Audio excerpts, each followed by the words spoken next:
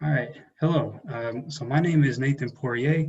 I am a graduate student at Michigan State University and also the director of publicity for the Institute for Critical Animal Studies.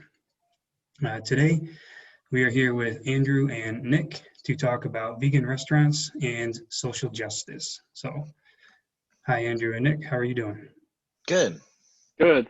Hi. All right. Thank you for being with us here today. So I just have a few questions for each of you, if you wouldn't mind, about this connection between your vegan restaurant and social justice. So the first question is, could you tell us a little bit about your restaurant? So, Andrew, would you like to go first? Yeah, so I run a place called Mark of the Bistro and The Beehive, based out of Salt Lake City. We're right downtown in Salt Lake. So the restaurant's the Mark of the Bistro. Our address is 666 South State Street, so that kind of explains the name a little bit. But it's a vegan diner, lots of comfort food, deep fried, you know, goodness, breakfast stuff all day, like just a traditional diner. The Beehive is part of, like, we share the same building, so it opens up into, it used to be a bar, so it opens up into a big venue in the back, and we use it for concerts, we use it for activism, organizing. Basically the whole concept was to create a restaurant to help support a community space, and so the venue really facilitates that. Great. All right. Thanks, Andrew. So, Mhm. Nick, how about your restaurant? Yeah, hi, I'm Nick Ryan. I'm one of the owners of Stronghearts in Syracuse, New York. We've got two locations. We operate, we've been in business 13 years here, opened in 2008. Our main shop is kind of between downtown and the university area, just nestled in the middle there. We recently moved that into like a upgraded 4 times the size restaurant where we can serve vegan food to a lot more people. Our second location is on the university itself, and it's really kind of grab and go for all the kids in the middle of their class schedule and all that, grabbing quick bites. We've also set up at the New York State Fair the last 5 years, and kind of groundbreaking as the first vegan restaurant at the typically totally anti-vegan establishment there. Yeah, so we serve just sandwiches, burgers, fries, milkshakes are like signature item here. We have cupcakes and desserts. A lot of stuff like that is pretty casual. We have been working on expanding into other things like dinners and nachos and all sorts of other good stuff in our new restaurant. So all in that vein though, where it's like really mass appeal kind of stuff. Great. Cool. Thank you. All right. So now, back to Andrew. Can you tell us about your background and journey towards veganism and well, sorry, that background in Yeah, veganism? no, definitely. Yeah, I've been vegan. It's hard to remember, but like I think 15 is the right number this year. Years. Mhm.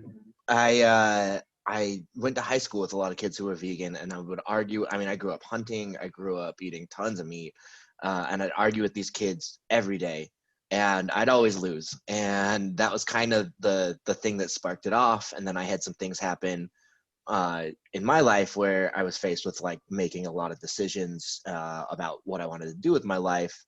And to me, the easy one was, well, this thing that all of my friends have done and that they've always, talked to me about makes a lot of sense to me. It's something that I want to do. I'm going to start there. So I went vegetarian. That lasted a year or two. Then I went vegan, mostly because of activism. So I started to get more involved in kind of the hardcore community and involved with activists there. And as I did, I started to felt, I felt pretty hypocritical not being vegan. And ultimately that kind of paved the way for me to switch over. And then, just kind of went from there, done tons of different types of activism the whole time. And then this just kind of, made sense of where that should go. You know, the community's super important to me. Food's super important to me.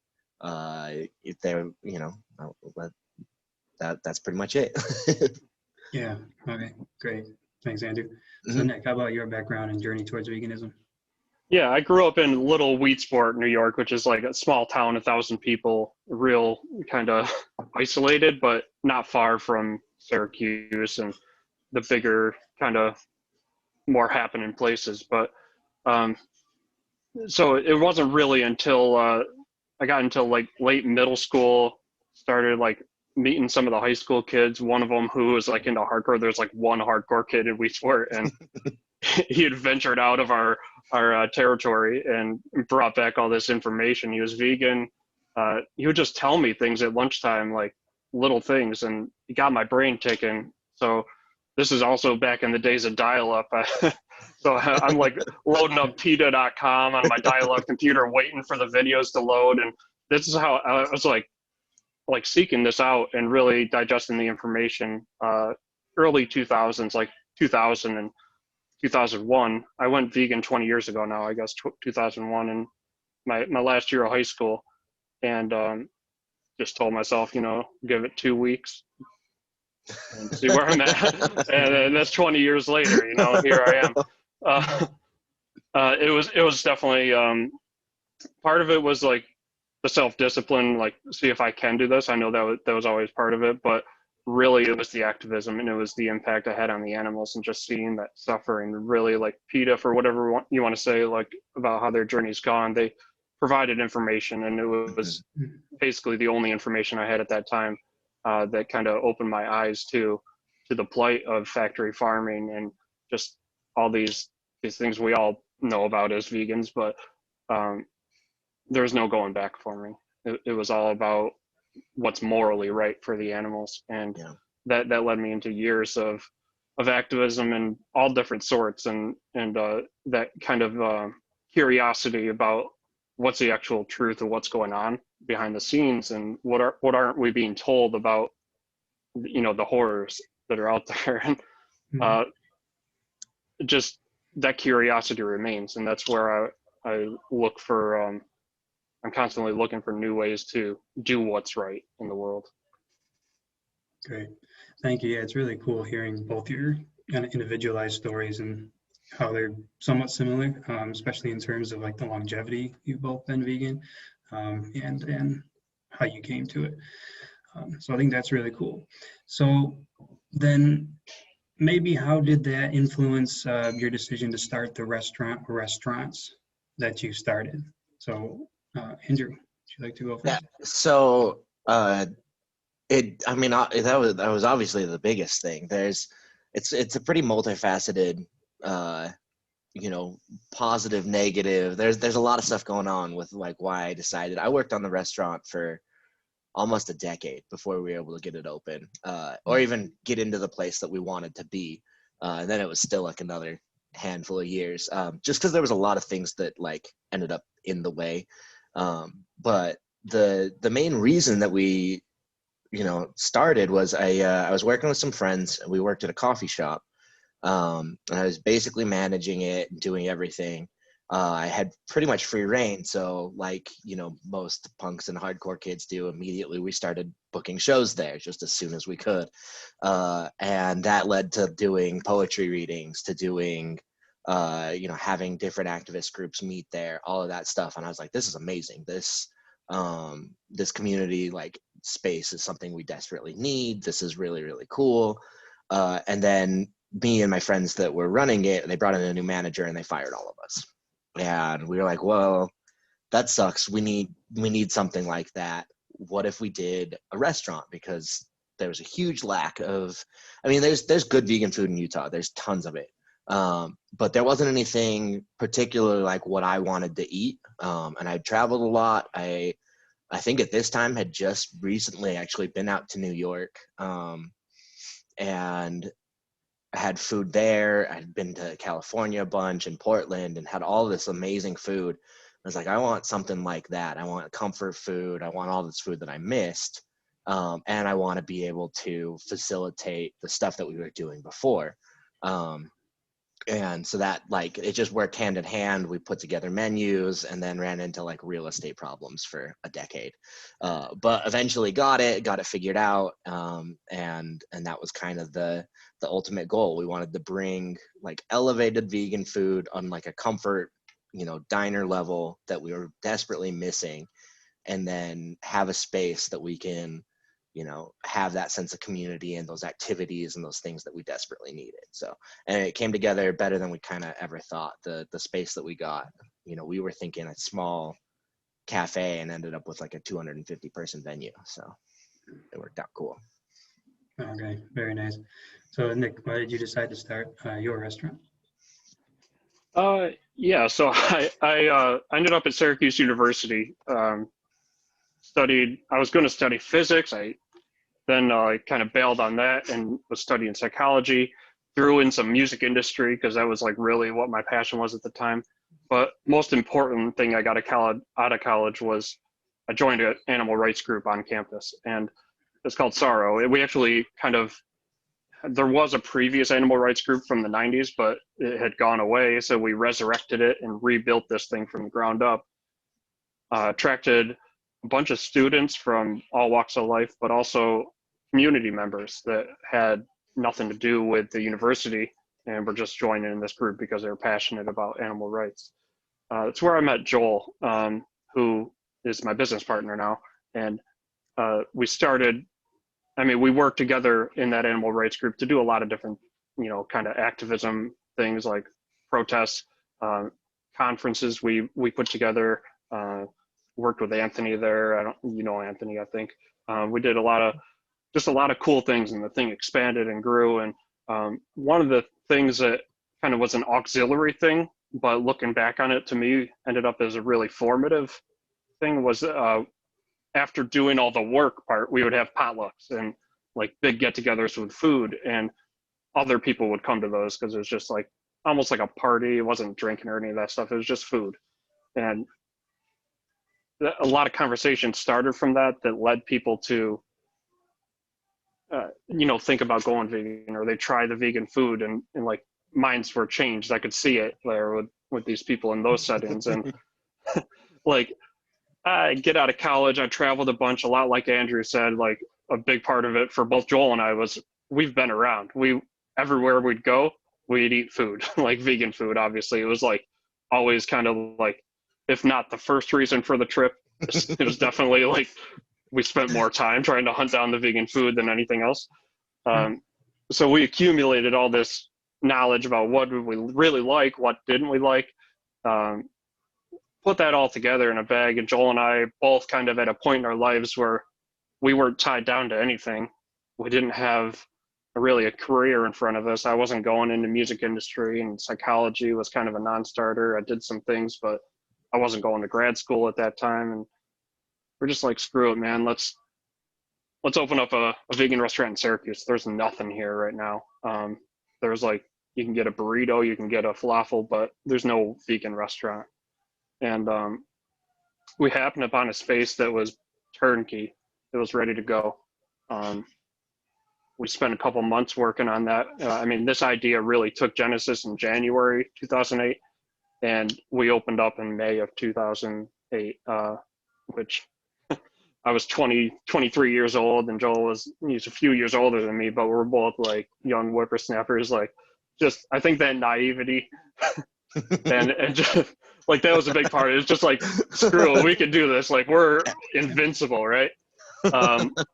That was a big part of it, but it was the passion behind all of it too. It was like, we knew that we wanted our lives in our careers, like everything we did to like reflect our true selves and what we believed in, and to further the message in some way. And we knew that, or our goal was that we would create a place where not just vegans were welcome and enjoying the food, but everyone in the community. People would come in and try vegan food for the first time, and just like our potlucks, change their minds in that way, or ease them into like a vegan meal a week, 2 vegan meals a week, that sort of thing, make it easier. And that's what it was. We told ourselves at the time that this is an extension of our activism. It's bringing that into the rest of our lives, our careers. So that's where Stronghearts came from. Absolutely. Thanks. Yeah, so it's really cool listening to the DIY attitude, I guess you kind of have to have, right, to start this thing of your own. Yeah, I absolutely. I think mean, I go was ahead, just saying, Andrew. I think the naivety that he talked about is the big piece there. Okay. Yeah, Yeah. yeah. I mean, it is. It's like figure it out later. Just do Yeah, it and figure it out later. yeah. It's kind of Sure. comes from the hardcore. I think a lot. Like Mhm. there's a few other places in town here where our friends from the hardcore community have built like Recess Coffee is a big one that they've been Mhm. around 14 years, and there's a few other places where just I see that bootstrapping kind of DIY. Let's just Yeah, freaking like plow ahead and do this kind of thing. yeah. It's like we don't need help from anyone. We can do this. We can't afford help from anyone anyway. Right, right. Yeah. Yeah. Yeah. Mhm. Wow. Awesome. That sounds good. That's I think this is a really cool lesson. Yeah. Mhm. Cool. So then moving into the sort of main focus here is integrating, and you've both touched on this certainly, but integrating veganism, or particularly your restaurants here for the topic of this video, or your activism with social justice. So the next couple of questions kind of have to do with that. And the first one is just kind of meant to be a little more broad, but feel free to answer how you see fit. So how do each of you see veganism and social justice as being connected issues? Andrew? Yeah. So, I mean, I think the term we all hear forever is like, we're not free till everybody's free, right? Like, that I think was drilled into my head from the beginning of my activism. And then, Salt Lake's been a really interesting place to get involved with activism, and on like every level, both in social justice as well as animal rights, because it's got a rich history of activism. The animal rights scene is very active, but it was a very, very, non-diverse place when I started going to all of these protests and things, and that has changed dramatically, which has been really cool to see. It's been really cool to be a part of, and the like education that came along for me personally with that, I think was huge. And I think that everything from the idea of how you think about these problems that are happening in the world, to what you're going to do about it, I learned through the critical lens that I had from talking to those kids back in high school, of them tearing down these belief systems that were integrated into my life. My whole family hunts. It's like part of their identity. It's part of who they are. And it's like, my grandpa runs a ranch, and like all of these things were very much so like things that they believed in. And so having that critical lens and having this like, well, have you thought about it this way, just drilled into me, as I debated with these kids in high school, I think gave me the tools that move on to being like, okay, well, if that's oppressive, then so is this, and what can I do about that too? And I think if you don't have that that like quest to really critique the things that you have and really like get to the heart and the soul of the issues, that you're never going to get to any of the roots of the problems. You're not going to progress. And I think that the other half of that is like your personal accountability, right? Like you have only so many things that you can do. I really liked what Nick said of trying to create this like every aspect of furthering really who you are and like what you believe in and on these beliefs. And veganism is such a approachable and effective thing that you can do by yourself, that can then translate into like, all right, cool, well, what other things can I've made these personal accountability things, what can I do, if it's like, oh, I want to talk about racism, and it's like, okay, well, maybe I instead need to think about how I do that and center some of these other voices, or do things that way, where it's like, how can I, forever improve on how I'm making an impact in the world. And veganism really gave me that lens to think about it that way. And I think that just in general, all that type of oppression is just super entwined, and any, threads that you can start pulling at it are great, but you have to be inclusive when you do that, or you end up just pulling out the weakest ones and making the other threads tighter and stronger. So yeah, I don't know, I'm rambling a little bit, but Yeah, no, it's good. Thank you, Andrew. All right, so Nick, how do you see veganism and social justice as being connected? I think Andrew hit on a lot of the things that I'm really thinking, and for me, like it came social justice, then veganism. I think like middle school, learning about Nelson Mandela, and again, just that whole journey. It's like always started my thought process about what's morally right in the world, I guess, is what it is. Like, how can we reduce suffering? And to me, that's the goal of veganism, the goal of social justice and everything, is to reduce suffering and oppression, to try to limit needless suffering as much as possible. And in that broad way, these are all ways to try to limit suffering. And it's about continuing to learn and strive for improvement in yourself and in society in general. And that's what it is. It's like once we get to a place of improvement, like things have gotten better, there's another level to get to. And that's what we have to work for. And there's always going to be bumps in the road and resistance, and like all sort of, we see it all around us, and it's just maintaining that focus on how we can all improve and work together to improve. For, as Andrew said, I think like the weakest and the unheard, people and animals, and the environment and everything. I see environment as a part of it, because that affects all of us. Like that's that's almost the most social justice of all, because everyone's breathing the air, everyone needs water and everything. So these things were never separate for me. It's like subgenres or something, like yeah. Sure. So that's kind of how I always approach that.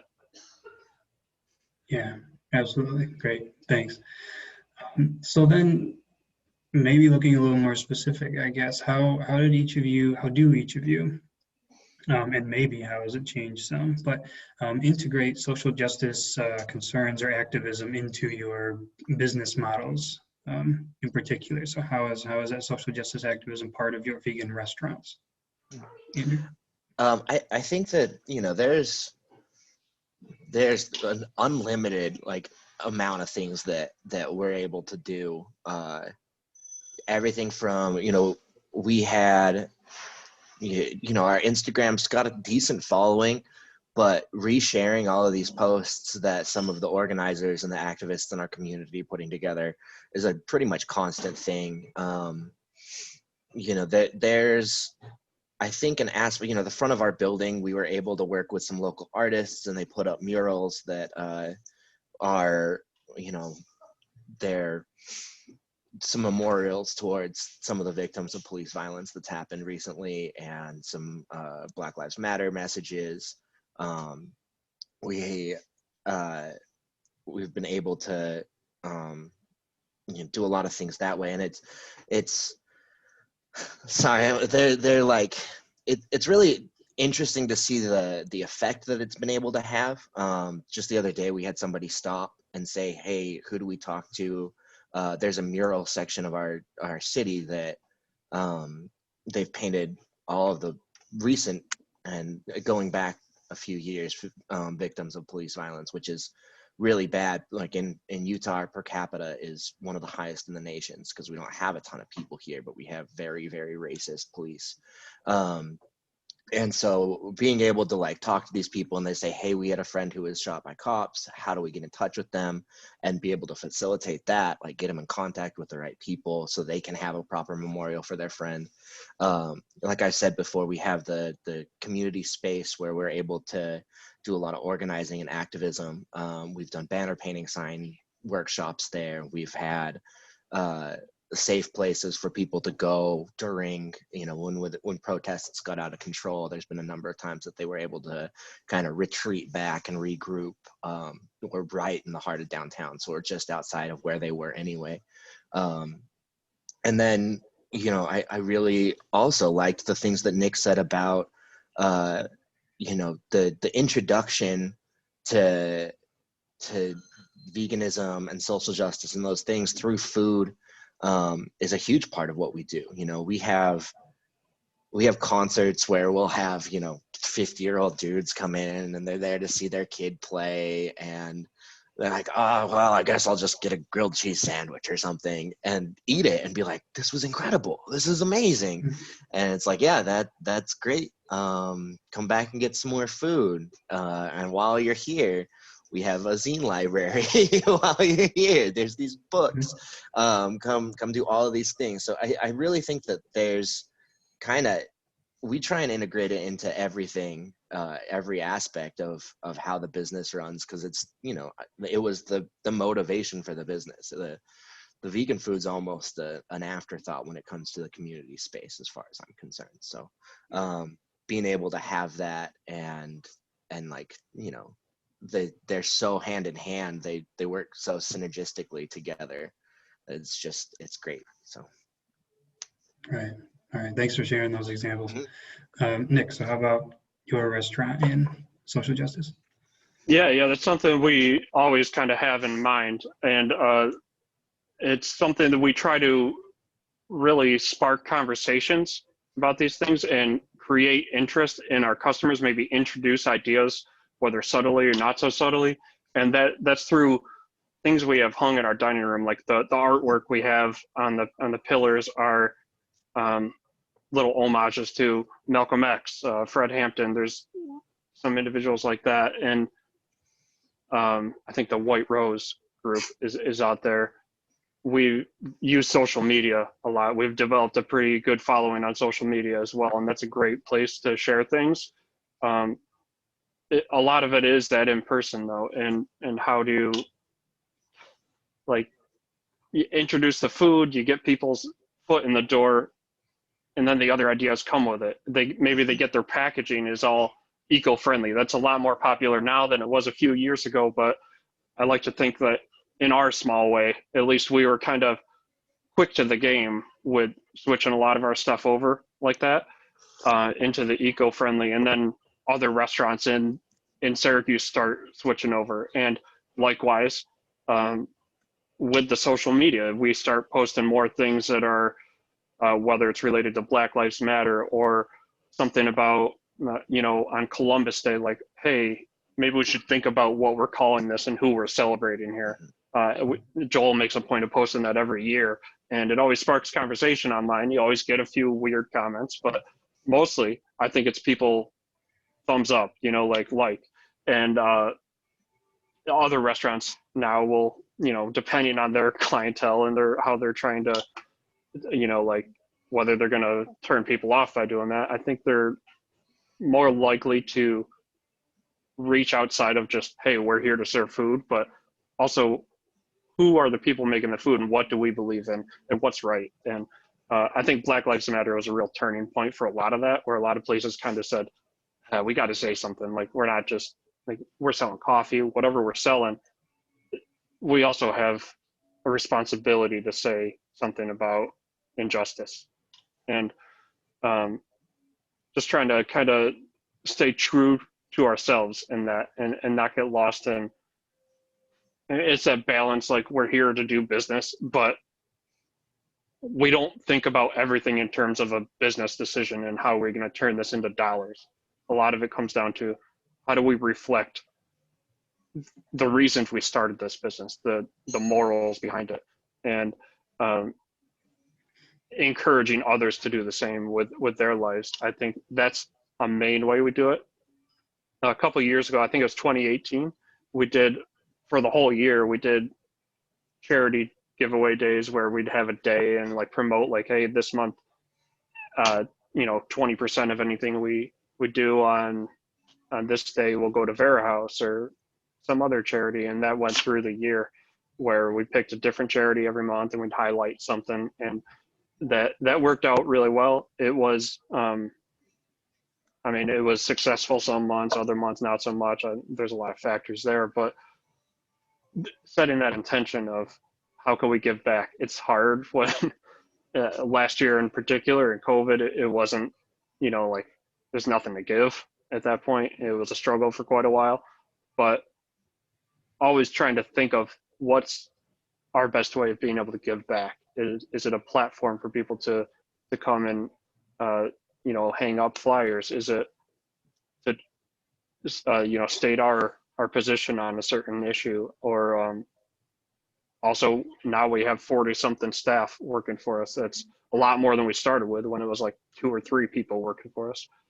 So it's a whole community of people that most of them are really aligned with all of our values, and all of them are somewhat aligned, you know what I mean? But they talk amongst each other, and they also keep us honest because they're young and vibrant. They got their finger on the pulse, whereas I've got a family now and I'm not so much, I don't have as much time having a business plus family. It's like, I need young people and people with, everything at their disposal to inform me and keep me honest. So that's another part of it for us here. Absolutely. Yeah, so it's really cool. I think both of you seem to be describing, you have this vegan restaurant where that's like the physical space, but that in business, but that kind of becomes secondary to like the community aspect, or just kind of social justice activism. But it kind of, I say sort of secondary, and that phrase I think was somewhat used maybe maybe sort of by both of you, but I think that also just serves by being sort of centrally as a vegan restaurant, but focusing sort of on activism or community, just mixes the two and kind of shows how they are actually inseparable. So I think that works. It seems to work out really well to me conceptually, and it's really interesting hearing both of you kind of explain that. So yeah, great. So I guess, are there any last words, any last comments from either of you that you would like to say kind of on this topic or about your business? Maybe Andrew? Yeah, I just like, I think that we covered a lot of the stuff. I think that's really cool and really important. I do think that it's important to note that it's, I am a cis white dude from like suburb of Utah. And like I said, watching the diversity change in my neighborhood and like really expand has taught me a lot. And I think I'd feel bad not mentioning that I was able to do this because I'm a pretty privileged person that's able to get out and getting things like loans, things like that don't exist for other people. I really like a big part of the reason that the Bistro exists. And so when we talk about giving back, it's in like a lot of ways. It's not just, there is the suppression. It's like, no, I've been very lucky to be able to be in the position that I'm in. So a lot of the reason that I think that social justice is so important to me is it's that. It's, I want to make that right. Like, do what I can to make sure that everybody's able to do these opportunities. I think that it's interesting that we both touched on not really being able to, or not really being focused on making a ton of money. I think that is a big part of every business that gets into it for these kind of reasons, because it just turns into a labor of love. And I'm really lucky to be where I'm at. And I just kind of wanted to take a chance to say thank you for that also. So. Yeah, great. Thanks, Andrew. Yeah, and I just got to say, everything Andrew said, it applies here as well. And I think I mentioned when I was talking about kind of how naive we were when we started the business. We thought we could do everything ourselves, and that was like certainly the mentality, but we got punched in the gut right out of the gate and found out that's not happening. We need help from friends, family, our employees through the years. Like, there's none of this would have happened if it was just me and Joel. And it's like only because of the community, people supporting us, and every like ounce of support from everyone through the years that we've made it to where we are. And certainly there's been, you know, sacrifices in Joel and I's life, but you know, like Andrew said, passing up the opportunities to maybe go make a living wage somewhere. For the first couple of years, it was like, there's less than that for sure. But it's because there's a passion behind it. And it's because that we knew this was something that could succeed and should succeed. So we want to spread kindness and compassion in the world. And that's kind of distill it down. And that's our company motto, I guess. Yeah. Great. Yeah, well, thank you both for being here, for taking the time, as well as all of your ongoing efforts with Deer Restaurant, and of course, social justice activism is part of that, and more widely. So just to be very explicit here, I just want to say so thank Nick on behalf of Joel as well, your business partner, from Stronghearts Cafe, and Andrew of Mark of the Bistro and The Beehive. So yeah, thank you both. Thank you, Nathan. Thanks you. Yeah.